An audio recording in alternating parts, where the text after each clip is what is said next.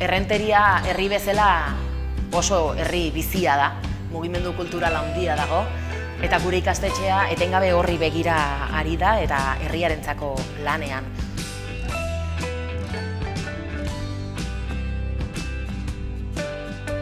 Gure arnasgune garrantzitsu zein aberasgarri horren erritmoan eta elkarlanean.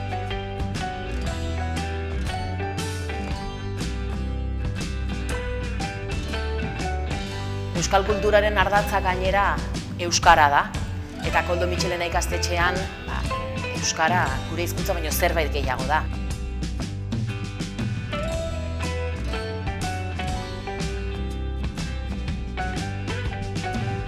Gure nortasuna da, gure eguneroko borroka da, gure ohiturak dire, azken batean bizitzeko modu bat.